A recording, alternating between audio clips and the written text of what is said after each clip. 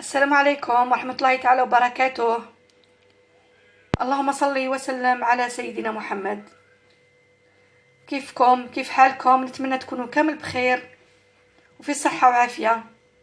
اليوم أنا جبت لكم طريقة لغسل الأواني اللي ما عندهاش غسالة الأواني. أنا متأكدة بلي هذه الخلطة مش حتستغنى عليها، تنقص لكم المجهود، تنقص لكم الوقاف، خاصة حنايا عندنا كم مشاكل تاع لاكتروز، عندنا مشاكل تاع ما نقدوش نوقفوا والتعب والشغل يوميا، والماء الاواني تتراكم، والماء عندي واحد الله غالب عليه، عرفت، تاع الفطور تاع الحشاح، خاصة اللي عنده اطفال صغار كيما حنا ما عندناش شكون يعاوننا.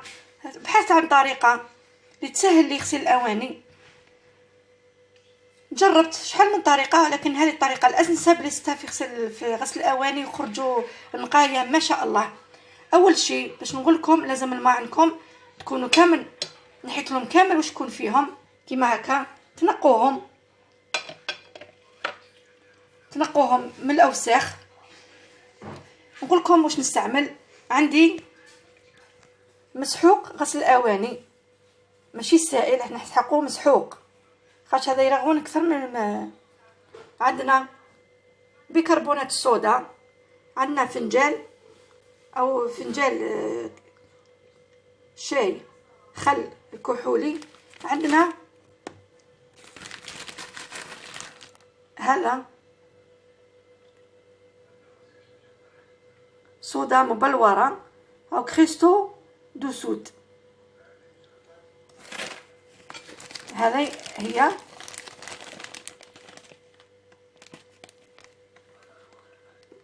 بلورات الصودا كريستو دو سود. انا متاكده بلي كم البلدان عندهم، هذا اخت معروف من الزمان، كانوا يغسلوا به الحوايج، يغسلوا به الملابس، يغسلوا به عده اشياء. دوك اول شيء واش نديرو، نجيبو باسينه كبيره او اناء كبير لغسل الاواني، نديرو الماء سخون يغلي درجه الغليان. واش نديرو فيه؟ نديرو اول شيء مسحوق غسل الاواني، ديري كميه على حسب ما تسحقي. انا كان درت 4 مغارف صغار تاع قهوه.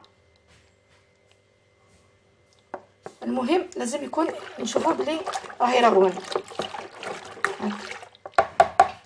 مازال ما رغوناش، نزيدوا له ملعقه.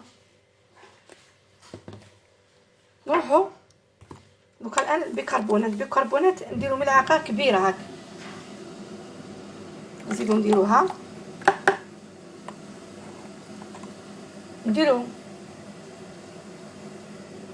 تقريبا فنجان خل شوفوا التفاعل،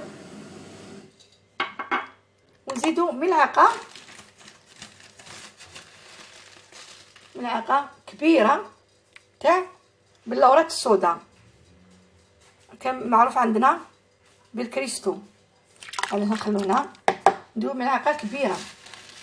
انا مسحقاتو هذا هو اللي نحونا الدهون، نخلطوه مليح راكم تشوفوا. دوكا نبداو نحطوه في الاواني تاعنا او الماعن كما قلت لكم، نكونوا نقيناهم. اي حاجه عندك ما تقلقيش منها، بلاستيك، زجاج، حطيهم غير بشويه خاطر الماء سخون.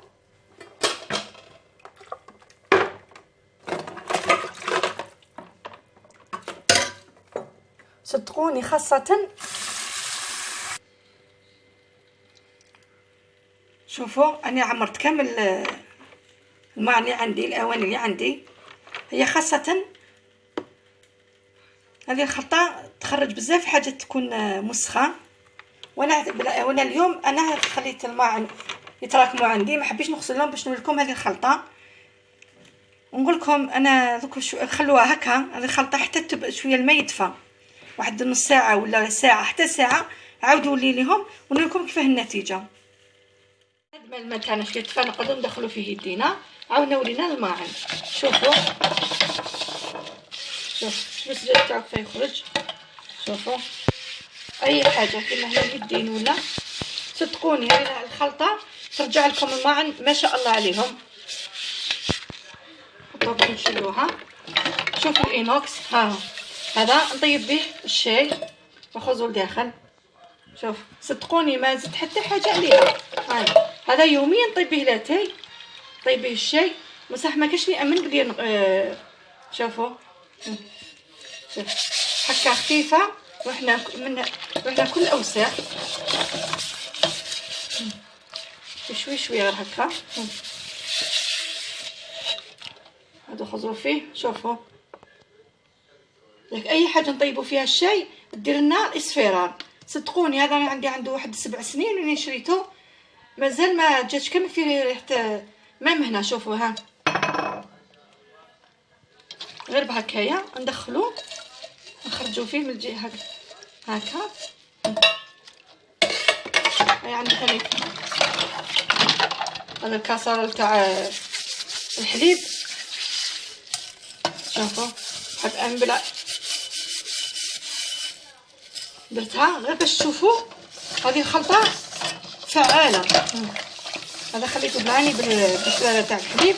شوف هذه نطيب فيهم الحليب يوميا. شوفوا هذا سجاج خاصو كفايه يخرج وما تبقى فيه حتى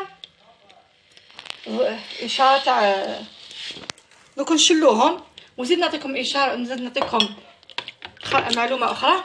كيما السكاكين الموس ما ديوش مع هذه الخلطات باسكو تخافوا تضربوا يديكم. هذا السكاكين ندير شويه من هذه الخلطه نعمروها بالماء ونديرهم وحدهم هكا. شوفوا منها تعقيم السكاكين تعقموا الماس تاعنا، ومنها يتنقاو. باش باك نوريكم بلي الموس او السكاكين ما ديرهمش مع هذه الخلطات يضربوكم في يديكم. هكا انا كل يوم ندير لهم وحدهم، يا اما ندير الخل والماء وشويه سائل الاواني او بودره الاواني ونخليهم لحظه ونغسلهم. منها تعقيم نعقموهم منها يخرجوا نقايا. دوك نغسلوهم نكملوا كامل ونوريكم النتيجه في النهايه في الاخير. شوفوا الاواني تاعنا كيفاش خرجوا. الزجاج ما نقولكمش عليه يجي يبري وحده. شوفوا صدقوني يكون عندكم حاجه عندها قديمه والله ما تبان. شوفوا الكيسه انا بالعاني وريت لكم تاع الزجاج وريتكم تاع الانوكس. كيما هذا ثاني الغطاءات تنقوهم ها هي. شوفوا تخرج تلمع. دوك نشفوهم ونخبوهم خليهم يقطروا شويه. شوفوا هاي المقله هذه كل ما نغسلها شوفوا ما تبقى فيها حتى حاجه. شوف ونقول لكم انا هذه الوصفه اعتمدتها كنت دايره عمليه جراحه على رجلي، ما نقدرش نوقف لحد الساعه، مانيش نقدر نوقف.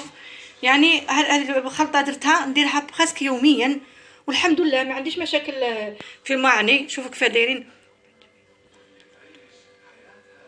كيما كتشوفوا ما عندي حتى مشكل في الماء نتاعي يخرجوا نقايا ما شاء الله. والله كاين شي صوالح كاين عندي صوالح عندهم يعني سنوات كي نغسلهم يخرجوا ما شاء الله نقايا.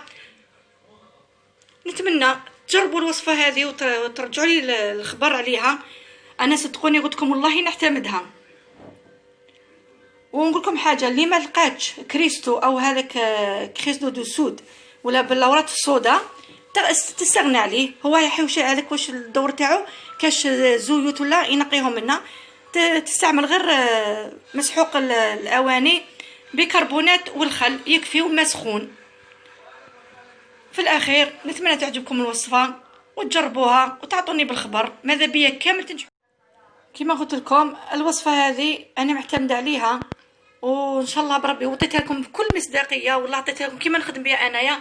ونزيد نقول لكم هذه الرغوه تقدر تبقى توت لا جورني يوم كامل تغسلي بها بدون ما يروحش الفعاليه نتاعها. هاك كيما كتشوفوا هاي كيما كتشوفوا اني زدت فوقها صوالح اخرين هاهم واش عندي.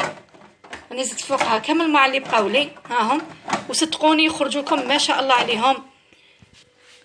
في الاخير نتمنى كل مرة تنجح في هذه الوصفة وكل مرة تنقص التعب عليها سخطو مع الظروف الصحية اللي أنا نعانو منها وتجربها وتنجح فيها. وما في الأخير السلام عليكم ورحمة الله تعالى وبركاته. في الملتقى بإذن الله والوصفة القادمة إن شاء الله.